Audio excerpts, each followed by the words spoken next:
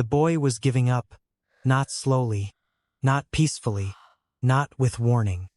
He was packing in the middle of marble floors and gold-framed mirrors, surrounded by machines that blinked and beeped but couldn't save him. His lips had turned the color of ash. His breathing sounded like paper tearing. And his father, Emmanuel, one of the richest men in Lagos, stood at the foot of the bed, watching helplessly as his only son slipped away. The doctors had tried everything, 25 specialists, flown in from London, New York, Johannesburg, Mumbai, cardiologists, neurologists, toxicologists, pulmonologists. Every title, every degree, every certification that money could summon, and still the boy lay there, small and still under white sheets, his chest barely rising. Outside the master bedroom, the estate hummed with chaos. Housekeepers whispered in corners. Security men stood rigid at every door. And at the gate, far from the house, a man in faded khaki sat on a plastic chair, watching the sun sink behind the walls he had guarded for 11 years. His name was Obinna, and he had no idea that in 2 hours he would be standing over that boy, holding nothing but leaves. This is Wealthra Stories, and if this story already has you hooked, tap that subscribe button now. You won't want to miss what happens next. 3 days earlier, everything had been normal. Normal for the estate meant perfection. Every hedge trimmed, every tile spotless, every gate opened at exactly the right speed. Emmanuel demanded excellence in all things. His real estate empire had been built on precision, control, and the absolute certainty that money could fix anything. His son, Richard, was 15 years old, bright, curious, the kind of child who asked too many questions and never forgot an answer. He had his mother's soft eyes and his father's sharp mind. Emmanuel loved him with a ferocity that surprised even himself. He had seen too many wealthy men treat their children like trophies. He refused to be that kind of father. That morning, Richard had complained of a headache. "Papa, my head hurts," he had said at breakfast, pushing away his plate of pancakes. Emmanuel had looked up from his newspaper. "Did you sleep well last night?" "Yes, Papa." "Then it's probably nothing. Drink some water. You'll be fine." But by afternoon, the boy was vomiting. Violent, painful retching that left him weak and trembling. Olivia, his mother, had rushed him to his room and called for the family doctor. Dr. Emeka arrived within 20 minutes. He was a thin man with glasses and a calm demeanor that usually put patients at ease. But after examining Richard, his calm cracked. "Mrs.," he said quietly, pulling Olivia aside, "I think we need to take him to the hospital. His temperature is very high, and I'm seeing some symptoms I don't understand." "What symptoms?" Olivia asked, her voice tight. Dr. Emeka hesitated. "There are marks on his skin, purple marks, like bruises, but they're not from any impact. And his pupils are dilated in a way that doesn't match the fever." Olivia's hands started shaking. "What does that mean?" "I don't know," Dr. Emeka admitted, "but we need to find out quickly." By evening, Richard couldn't stand. His legs buckled when he tried to walk to the bathroom. He collapsed in Olivia's arms, mumbling incoherently. By midnight, his temperature had spiked to 41 degrees Celsius. The purple marks had spread from his chest to his arms, dark and angry against his brown skin. Emmanuel's wife screamed for the driver. They wrapped Richard in blankets and rushed him to hospital, the most expensive private facility in Lagos. The building gleamed with white walls and polished floors. The reception area looked more like a 5-star hotel than a medical center. But none of that mattered. The doctors ran tests, blood work, scans, CT scans, MRIs. Everything came back inconclusive. "We don't know what this is," the lead doctor admitted, his face pale. "We've never seen symptoms like this." "Then find someone who has," Emmanuel said coldly. Within hours, specialists began arriving, first from Lagos, then from Abuja, then from overseas. Emmanuel spared no expense. He rented out an entire floor of the hospital. He paid for consultations that cost more per hour than most Nigerians earned in a year. He demanded answers, but the answers never came. The boy got worse. His breathing grew labored, each breath a struggle. His pulse weakened. The bruises spread across his chest and arms like ink bleeding through paper. His eyes, when he managed to open them, were glassy and unfocused. One doctor suggested bacterial meningitis. Another thought it might be a rare autoimmune disorder. A third whispered about environmental poisoning, perhaps from pesticides or contaminated water. None of them were certain. None of them could save him.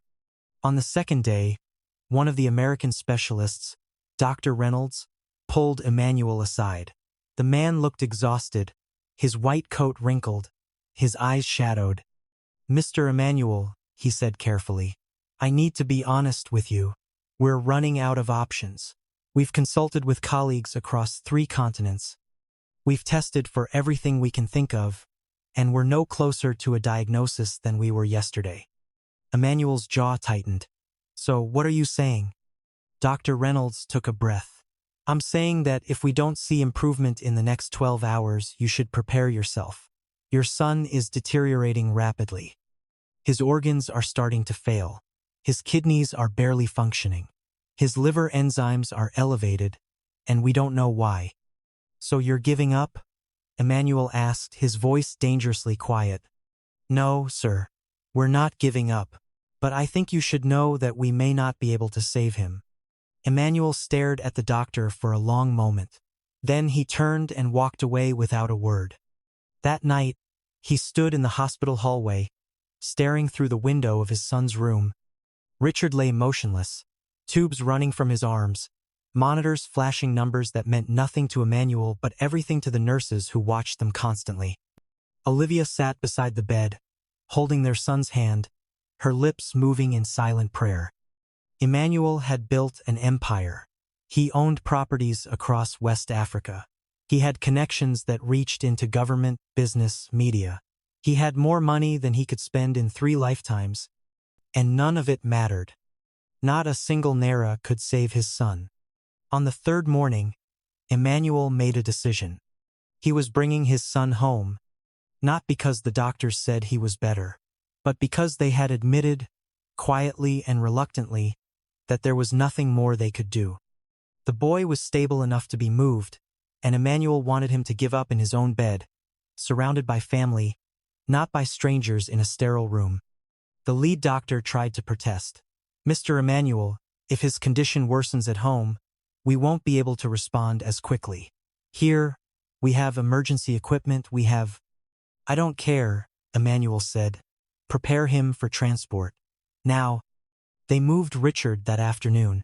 An ambulance followed them to the estate, carrying 2 doctors and 3 nurses. Emmanuel had ordered a full medical setup in the master bedroom. Monitors, IV stands, oxygen tanks, everything the hospital had, recreated in his home. When they laid Richard on the bed, the boy's eyes fluttered open for just a moment. "Papa," he whispered. Emmanuel leaned close. "Yes, my son. I'm here. Am I going to leave this world?" The question hit Emmanuel like a physical blow. He opened his mouth to answer, but no words came out. Olivia stepped forward and stroked her son's hair. "No, baby. You're going to be fine. Papa and I are here. We won't let anything happen to you." Richard's eyes closed again. "I'm tired, Mama." "I know, baby. Rest. Just rest." That evening, as the sun set over the estate, Emmanuel stood at the window of the master bedroom, staring out at the sprawling grounds he had built. 30 acres of land, a 12-bedroom mansion, a private golf course, a man-made lake stocked with imported fish, swimming pools, tennis courts, gardens that required a team of 6 gardeners to maintain. Everything he had ever worked for, everything he had sacrificed to build, and none of it mattered. Behind him, the machines beeped steadily, monitoring his son's failing body. The doctors stood in clusters, speaking in low voices, their faces grim. Emmanuel closed his eyes and, for the first time in 20 years, prayed. Obinna had been the gateman for 11 years. He was 53 years old, thin and soft-spoken, with graying hair and hands that knew how to fix things. Locks, generators, leaking pipes. He was the kind of man people didn't notice until something broke. Then they called for him, and he appeared quietly, fixed the problem, and disappeared again. He lived in a small boys' quarters behind the main house. One room, one bed, a hot plate for cooking, a bucket for bathing. The walls were cracked and unpainted. The roof leaked during heavy rains. But it was home. He sent most of his salary back to his village in Enugu, where his younger sister raised his two nephews. Their parents had left in a car accident 5 years ago, and Obinna had become their provider. He never married, never had children of his own. But he understood love. He understood what it meant to care for someone more than you cared for yourself. He liked Richard. The boy was different from other rich children Obinna had seen. There was no arrogance in him, no sense of entitlement. He was curious about everything and everyone. Sometimes, on weekends, Richard would come to the gate and sit with Obinna on the plastic chair. "Uncle Obinna," he would say, "why do you sit here all day?" "To make sure the house is safe," Obinna would answer. "Don't you get bored?" "Sometimes." "What do you do when you're bored?" "I think." "About what?" "About my village, about my family, about life." Richard would nod seriously, as if Obinna had said something profound. Then he would pull out a mango or a biscuit from his pocket and offer half to Obinna. "My daddy says sharing is important," the boy would say. And Obinna would take the food and eat it slowly, grateful not just for the gift, but for the kindness behind it. Now, that boy was packing. Obinna had heard the news from the other staff. The housekeepers whispered about it in the kitchen. The drivers talked about it while washing the cars. The gardeners discussed it in low voices while trimming the hedges. Everyone knew the boy was packing. Everyone knew the doctors couldn't help. But no one spoke to Obinna about it. He was just the gateman. On the third night, Obinna couldn't sleep. He lay on his thin mattress, staring at the ceiling, thinking about the boy. He remembered the last time they had spoken. It was 2 weeks ago. Richard had come to the gate with a mango in his hand. "Uncle Obinna, I brought this for you," the boy had said. "Thank you, Richard. Did you pick it yourself?" "Yes, from the tree near the pool. Mama said I shouldn't climb trees, but I did it anyway." The boy had grinned mischievously. Obinna had laughed. "Be careful. If you fall and break your leg, your mama will blame me for not stopping you." "I won't fall. I'm a good climber." They had shared the mango, sitting in comfortable silence, watching cars pass on the street outside the gate. Now, that boy was lying in the master bedroom, his body shutting down, his parents watching helplessly. And Obinna knew something the doctors didn't. He knew what those purple marks meant. He had seen them before, 50 years ago, in his village, when he was just a child. His younger brother, Chidi, had fallen ill with the same symptoms: fever, vomiting, strange bruises that appeared overnight. The village doctor had shaken his head and said the boy wouldn't survive. But Obinna's grandmother, Mama Nena, had refused to accept that. She was a healer, not in the modern sense. She didn't have certificates or medical degrees, but she knew plants. She knew roots. She knew which leaves could bring down fever, which bark could stop bleeding, which seeds could calm a racing heart. The knowledge had been passed down through generations. Her mother had taught her. Her grandmother had taught her mother. An unbroken chain of wisdom stretching back centuries. When Chidi fell ill, Mama Nena had gone into the forest and returned with a bundle of leaves, dark green, thick, with jagged edges. She boiled them in a clay pot until the water turned bitter and dark. "Drink," she had commanded, holding the cup to Chidi's lips. The boy had resisted. The tea tasted terrible, but Mama Nena was firm. "Drink, or you pie. Choose." Chidi had drunk. 3 times a day for 7 days, he drank the bitter tea. And slowly, impossibly, he recovered. The fever broke. The vomiting stopped. The purple marks faded. Within 2 weeks, he was running through the village again, laughing and playing as if nothing had happened. Obinna never forgot those leaves. As he grew older, Mama Nena taught him how to identify them, how to harvest them, how to prepare them. This knowledge is sacred, she had told him. It saved your brother. It has saved many others. You must remember it, Obinna. You may never need it, but if someone does, you must help them. This is about to get intense. Hit subscribe so you don't miss a single moment of what's coming. Now, lying in the darkness, Obinna made a decision. He stood up, dressed quickly in his faded trousers and shirt, and walked out into the night. The forest behind the estate was thick and wild. It stretched for miles, untouched and untamed. Most of the staff avoided it. There were snakes, thorns, uneven ground, strange sounds in the darkness. But Obinna knew it well. He had walked through it many times over the years, collecting firewood, looking for quiet when the noise of the estate became too much. Tonight, he walked with purpose. He used his phone's flashlight to guide him, the weak beam cutting through the darkness. He stepped carefully over roots and stones, pushing aside low-hanging branches, listening to the sounds of the forest around him. Crickets chirped. Something rustled in the underbrush. An owl hooted somewhere overhead. Obinna walked for nearly an hour, searching. His grandmother had taught him that the leaves grew near fallen trees, in places where the soil was rich and dark. He scanned the ground carefully, looking for the distinctive shape. Then he saw them. A cluster of plants growing near a massive fallen tree, half-rotted and covered in moss. The leaves were dark green, almost black in the moonlight, with jagged edges that looked like teeth. Obinna's heart beat faster. He knelt down and carefully plucked several leaves, folding them into his shirt. He whispered a prayer of thanks, the way his grandmother had taught him. Then he made his way back through the forest, moving quickly now, urgency driving him forward. When he reached his room, he boiled water on his hot plate and prepared the tea exactly as he had been taught. He crushed the leaves with a stone, releasing their bitter oils. He added them to the boiling water and let them steep for 20 minutes. The liquid turned dark green, almost black. It smelled sharp and bitter, like burnt grass mixed with earth. Obinna poured the tea into a small glass bottle, sealed it tightly, and stood there for a long moment, staring at it. Then he looked toward the main house. He had no authority to go there. He had no medical training. He had no proof that this would work.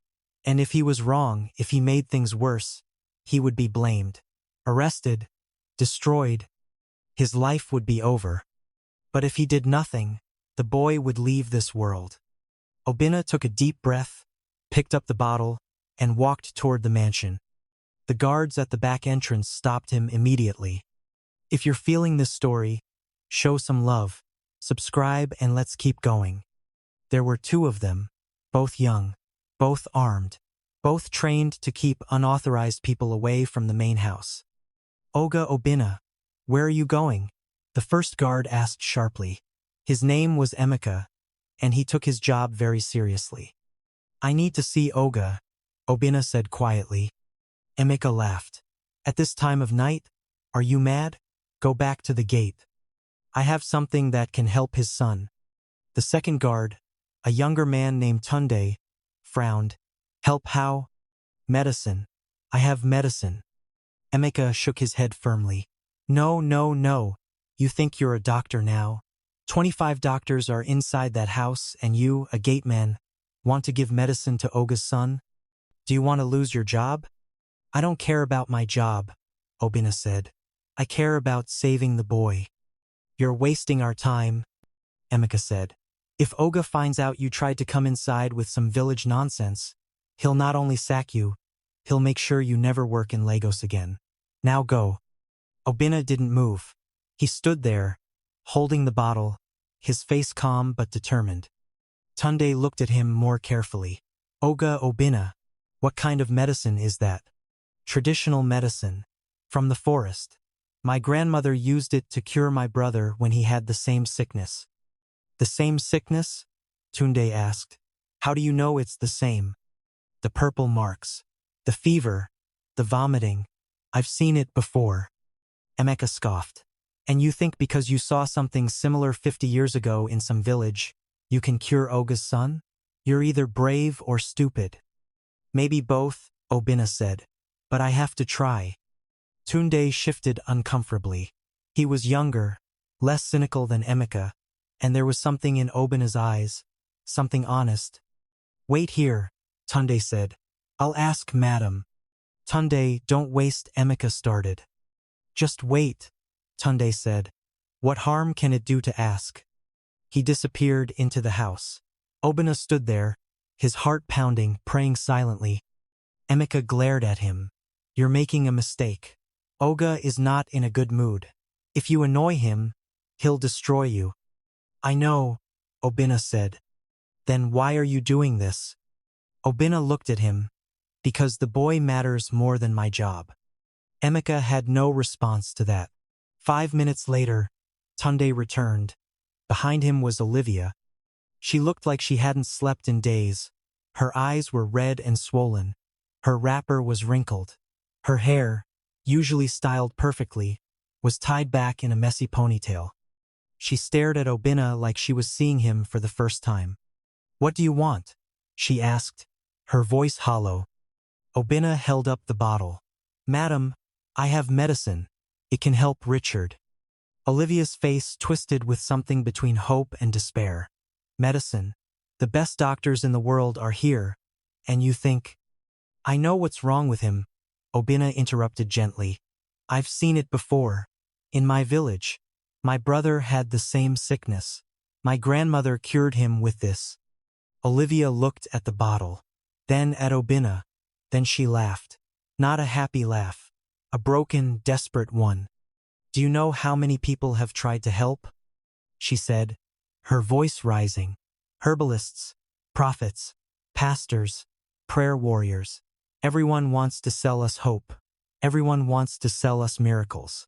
And my son just keeps getting worse. I don't want to sell you anything, Madam, Obinna said. I don't want money. I just want to save the boy. Olivia stared at him. Tears ran down her face. Why do you care so much? Because he's a good boy, Obinna said simply. And good boys deserve to live. Olivia covered her mouth with her hand, sobbing. For a long moment she said nothing. Then she turned and walked away. Obinna thought she had dismissed him. But then she stopped, turned back and said quietly, Come with me. The master bedroom was dim and oppressive. Heavy curtains blocked most of the light. Machines beeped softly, their screens glowing in the darkness.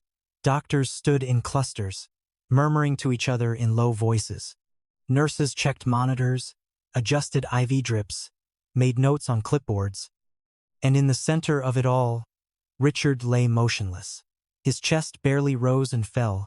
His face was pale, almost gray. The purple marks had spread further, covering his neck and reaching toward his jaw. Emmanuel stood by the window, his back to the room. His hands were clasped behind him, his shoulders rigid. He didn't turn when Olivia entered. Emmanuel, she said softly, someone is here. Tell them to leave. What happens next will leave you speechless.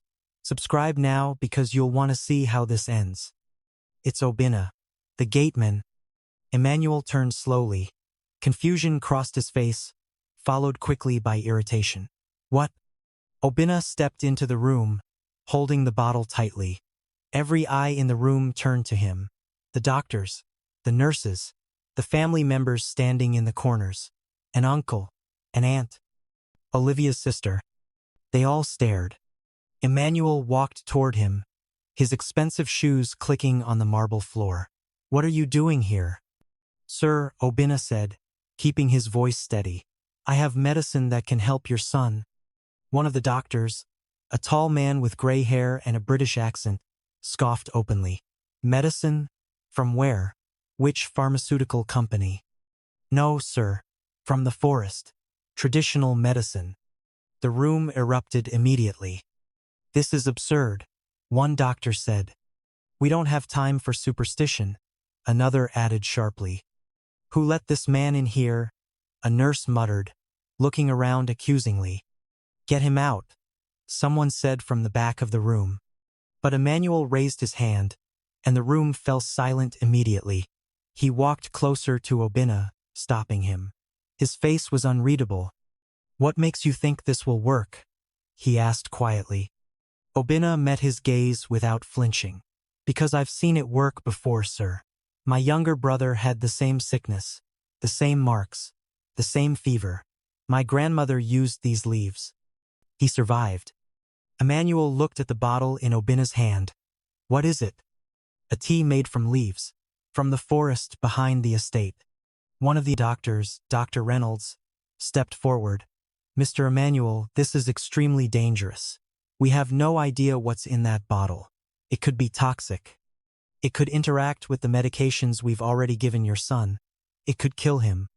He's already packing, Emmanuel said quietly. The doctor opened his mouth, then closed it again. Emmanuel turned back to Obinna. His eyes were hard, but there was something else there too. Desperation. If I let you give him that, Emmanuel said slowly, and he gives up, I will destroy you. Do you understand? I will have you arrested, charged with murder.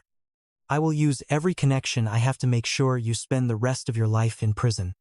Yes, sir, Obinna said. Your life will be over. I understand, sir. Then why are you willing to risk it? Obinna's voice was soft but firm. Because Richard is worth the risk. The room went completely silent. Emmanuel stared at him for what felt like an eternity.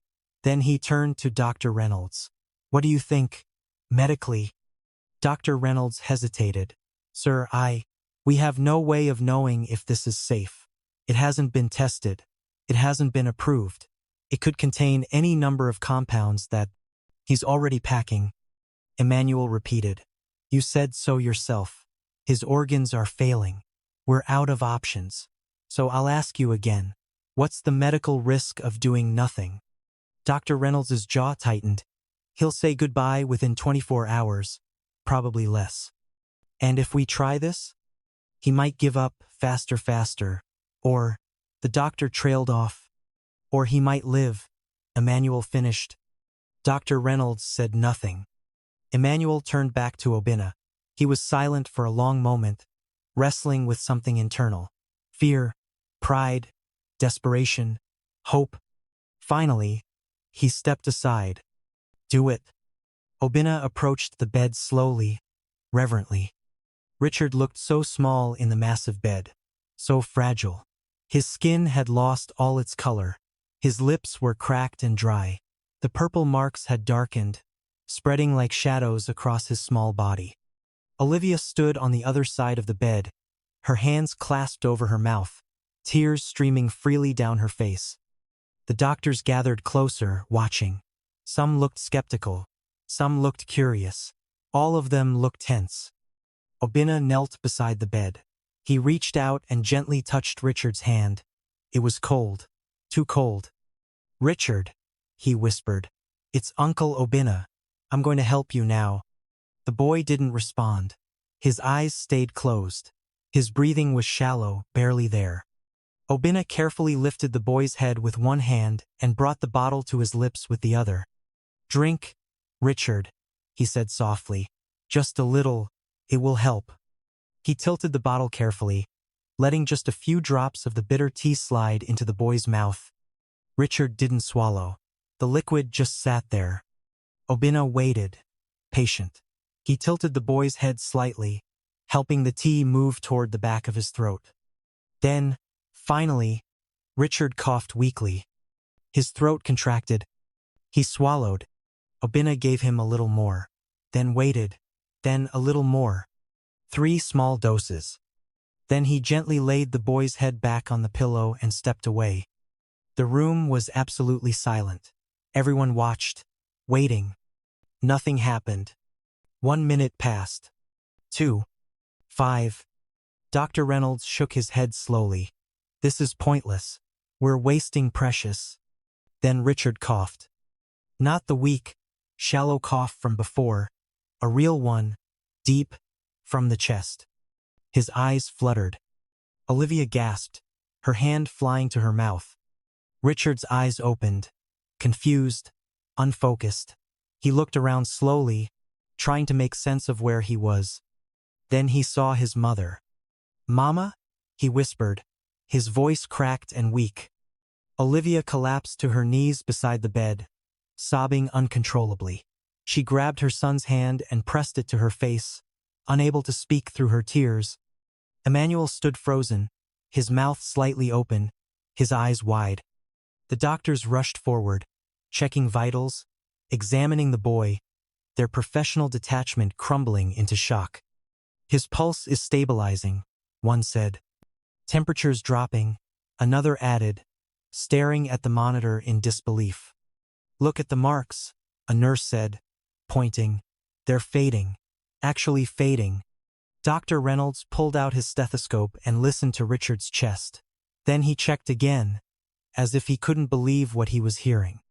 "His lungs are clearing," he said, his voice barely above a whisper. "His breathing is improving."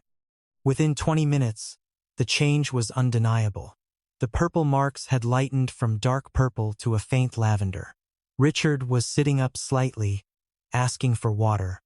His voice was weak, but it was there, clear, present. He was alive. And he was getting better. The next 3 hours were chaos. Doctors ran more tests.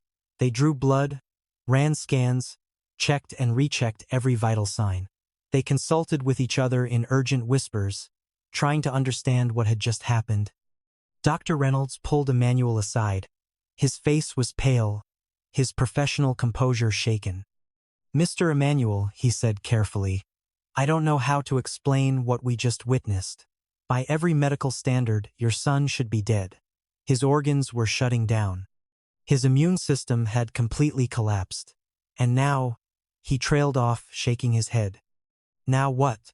Emmanuel asked. "Now he's recovering. Rapidly.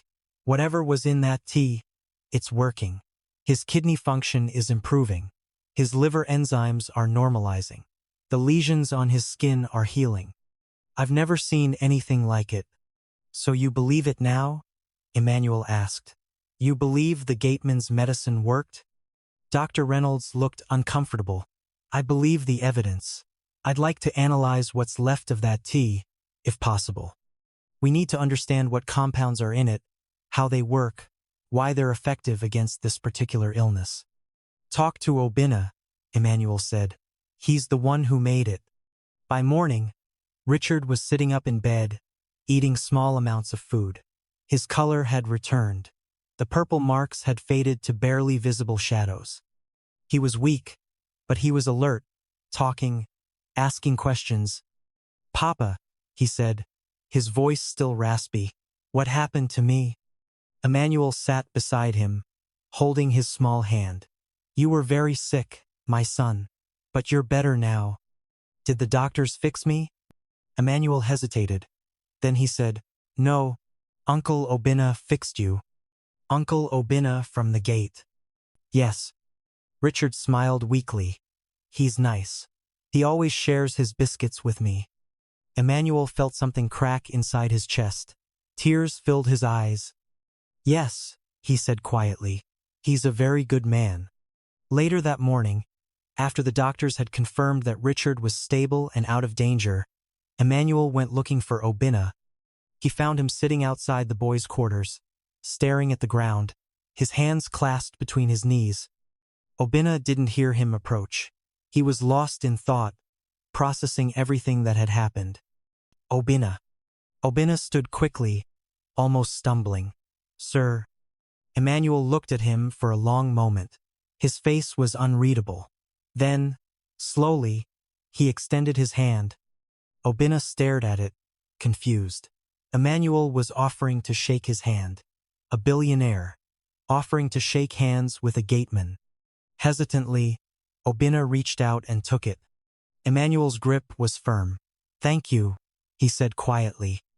Obinna nodded, his throat tight. "I'm glad he's okay, sir." Emmanuel didn't release his hand immediately. He held it, looking into Obinna's eyes. "You saved my son's life," he said, "when 25 doctors couldn't. When all my money couldn't. You did." "I only did what my grandmother taught me, sir." "Your grandmother must have been a remarkable woman." "She was, sir." Emmanuel finally released Obinna's hand, but he didn't leave. He stood there, looking at the small room where Obinna lived. The cracked walls, the rusted roof, the single bulb hanging from the ceiling, the thin mattress visible through the open door. "How long have you worked for me?" Emmanuel asked. 11 years, sir." 11 years, Emmanuel repeated slowly. "And I don't even know where you're from." "Enugu, sir. A small village called Niwi." "Do you have family?" "A younger sister. She's raising my 2 nephews. Their parents gave up 5 years ago." Emmanuel nodded, absorbing this. "And you send them money?" "Yes, sir. Most of my salary." "What do you keep for yourself?" "Thanks." Obinna shrugged. "I don't need much, sir. I have food. I have shelter. That's enough." Emmanuel looked at him with something close to shame. Here was a man who earned barely enough to survive, yet he gave most of it away. A man who lived in a cracked room with a leaking roof, yet he never complained. A man who had saved his son's life, yet he expected nothing in return. "I spent millions trying to save Richard," Emmanuel said quietly. "I flew in the best doctors in the world. I bought the most advanced medical equipment. I did everything money could do, and none of it worked." He paused, his voice dropping even lower. "But you, with leaves from the forest and knowledge from your grandmother, you saved him. You did what 25 specialists couldn't do." Obinna said nothing. He didn't know what to say. "Why didn't you come forward sooner?" Emmanuel asked. "You must have known he was sick. Why did you wait until the 3rd day?" Obinna looked down at his hands. "I didn't think you would listen to me, sir." The words hung in the air like an accusation. Because it was true, and both of them knew it. If Obinna had come to Emmanuel 3 days ago, the billionaire would have dismissed him, ignored him, maybe even fired him for wasting his time with village superstition. Because Obinna was just the gateman. "I was wrong," Emmanuel said quietly, "about many things." He reached into his pocket and pulled out an envelope, a thick one. He handed it to Obinna. Obinna took it hesitantly and opened it. Inside was a check. He stared at the numbers, his eyes widening. 5 million naira. His hands started shaking. "Sir, this is... I can't..." "It's not enough," Emmanuel said. "I can never repay what you did. But it's a start." "Sir, I didn't do it for money. I did it because..." "I know why you did it," Emmanuel interrupted. "And that's exactly why you deserve this. You risked everything to save my son. Your job, your freedom, your life. The least I can do is make sure you and your family are taken care of." Obinna's eyes filled with tears. He tried to speak, but the words wouldn't come. Emmanuel placed a hand on his shoulder. "From today, things are different. You're not just the gateman anymore. You're family." "Sir." "I mean it, Obinna. My son is alive because of you. That makes you family."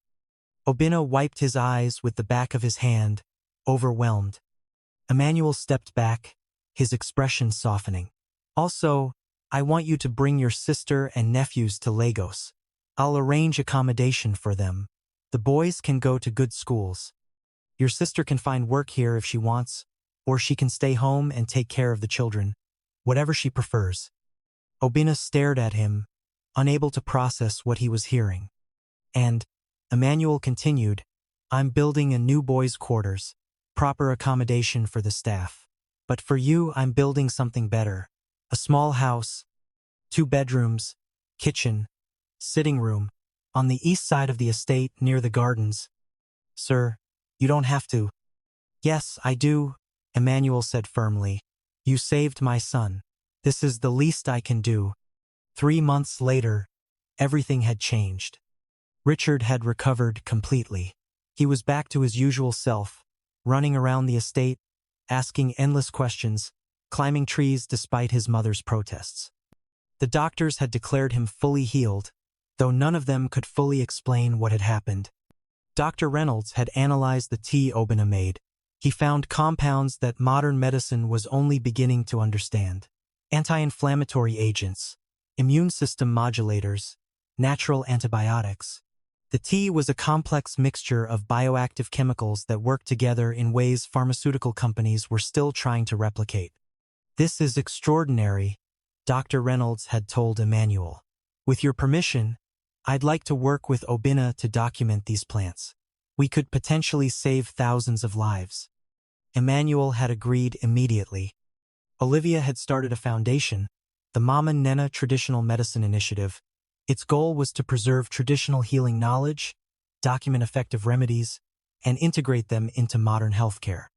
She hired researchers, ethnobotanists, and traditional healers from across Nigeria. Obinna became the foundation's lead consultant. He traveled to villages, meeting with healers, learning their knowledge, documenting their plants and remedies. His sister, Nkem, had moved to Lagos with her 2 sons. The boys were enrolled in one of the best private schools in the city. They wore uniforms, carried backpacks, spoke English with growing confidence. Obinna no longer lived in the boys' quarters. Emmanuel had built him a beautiful small house on the estate, 2 bedrooms, a modern kitchen, a sitting room with comfortable chairs and a television. Running water, electricity that never failed, windows that let in light and air.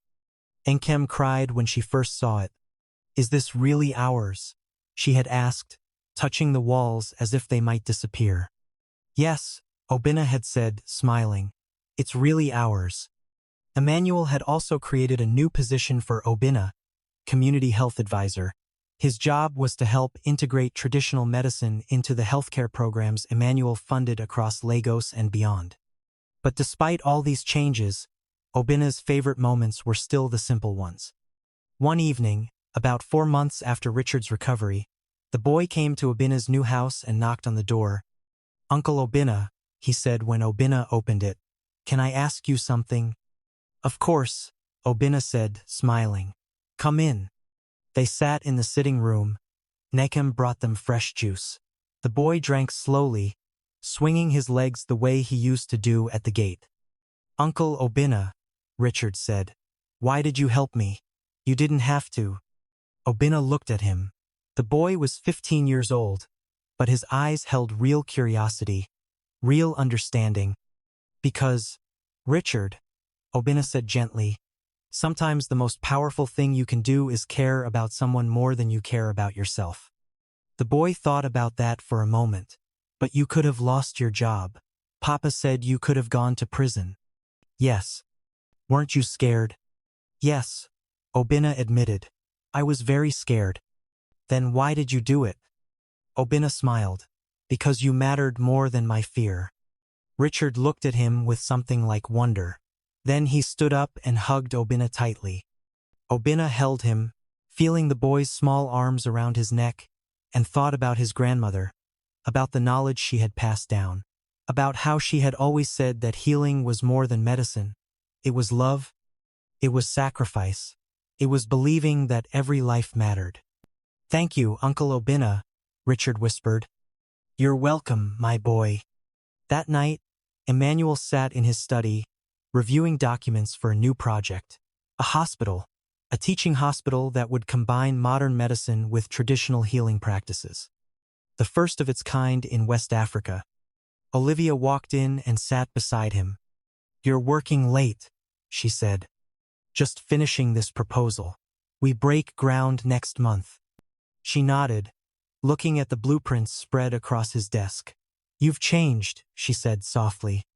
Emmanuel looked up. "What do you mean?" "Before Richard got sick, you believed money could solve everything.